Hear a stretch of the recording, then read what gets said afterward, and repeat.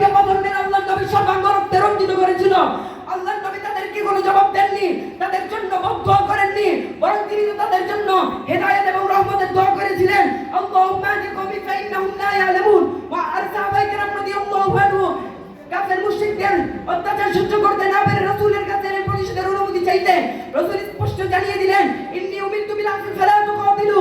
রাসূল নাসাই শরীফের 3036 নং হাদিস, রাসূল বলে দিলেন, আমি ক্ষমা করতে আদিষ্ট হয়েছি, সুতরাং প্রতিশোধের কোনো সুযোগ নেই। পরিশেষে দীর্ঘ 13 বছর পর আল্লাহ তাআলা জিহাদের অনুমতি দিয়ে আয়াত নাযিল করলেন, উযিনা লিল্লাযীনা ইয়াকাতালুনা বিআন্নাহুম যুলিমু ওয়া ইন্নাল্লাহা আলা নাসরিহিম লাকাদির। আল্লাহ বললেন, যাদের সঙ্গে যুদ্ধ করা হচ্ছে তাদেরকে অনুমতি দেওয়া হলো, তারা তাদের প্রতিরক্ষার্থে যুদ্ধ করতে পারে, যেহেতু তাদের প্রতি জুলুম করা হয়েছে। মুহতারাম হাজিরিন, আল্লাহ তাআলা স্পষ্ট জানিয়ে দিলেন, হে আমার হাবিব, এখন আর নরম নরম কথা নয়, এখন আর কাফের মুশরিকদের অত্যাচার সহ্য করার সময় নেই।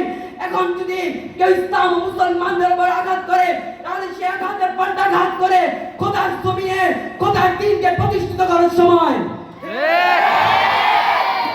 সুতরাং যারা মুসলমানদেরকে সন্ত্রাস বলে গালি দিয়ে নিজেদের হত্যা লুণ্ঠনের পক্ষে সুগম করতে চায়, যারা জিহাদকে সন্ত্রাসবাদ বলে নিজেদের সন্ত্রাসী কর্মকাণ্ডকে বৈধ দিতে চায়, আমি তাদেরকে স্পষ্ট ভাষায় বলে দিতে চাই, ইসলাম কোনো সন্ত্রাসবাদ নয়, ইসলামের সন্ত্রাসের কোনো সুযোগ নেই, বরং তোমরা এই পৃথিবীতে সন্ত্রাসের রাজত্ব কায়েম করেছো। তোমাদের বুলেটের আঘাতে নিরপরাধ মুসলমানদের রক্তে খোদার পবিত্র জমিন রঞ্জিত হয়েছে। সুতরাং তোমরা যদি আল্লাহর শানে আঘাত করতে চাও, নবীকে গালি দিতে চাও, ইসলাম ও ইসলামের বিধানকে নিয়ে কটূক্তি করতে চাও, তাহলে মনে রাখো, মুসলিম জাতি সংখ্যায় কম হতে পারে, সামর্থ্যে দরিদ্র হতে পারে, শক্তিতে দুর্বল হতে পারে, কিন্তু মনে রাখো, তোমাদের সাথে রয়েছে তোমাদের সরকার আর অস্ত্র সরঞ্জাম, আর আমাদের সাথে রয়েছে আমাদের খোদা রব্বুল আলামিন, যিনি বদরের যুদ্ধে 950 জন কাফের মুশরিকদের বিরুদ্ধে 313 জন মুসলমানদেরকে বিজয় দান করেছিলেন। তিনি খন্দকের যুদ্ধে 10 থেকে 20,000 কাফের মুশরিকদের বিরুদ্ধে 3,000 মুসলমানদেরকে বিজয় দান করেছিলেন। তিনি মুতার যুদ্ধে 1.5 লক্ষ কাফের মুশরিকদের বিরুদ্ধে তাকবীর দিব 3,000 মুসলমানদেরকে বিজয় দান করেছিলেন। মনে রেখো, যে আল্লাহ তখন ছিলেন সে আল্লাহ এখন ছিলেন।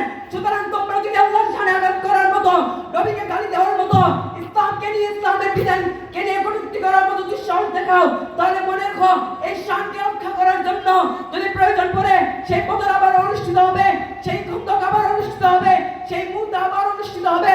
খোদার কসম, সেই ইসলামের শানকে রক্ষা করার জন্য সারা পৃথিবীকে রক্তে রঞ্জিত করে দিব, কিন্তু কিয়ামত পর্যন্ত ইসলামের শানকে রক্ষা করে যাব ইনশাআল্লাহ। এবারে আমি আমার সংক্ষিপ্ত বক্তব্য শেষ করছি। ওয়া আখির দাওয়ানা আলহামদুলিল্লাহি রাব্বিল আলামিন। আসসালামু আলাইকুম ওয়া রাহমাতুল্লাহি ওয়া বারাকাতুহু।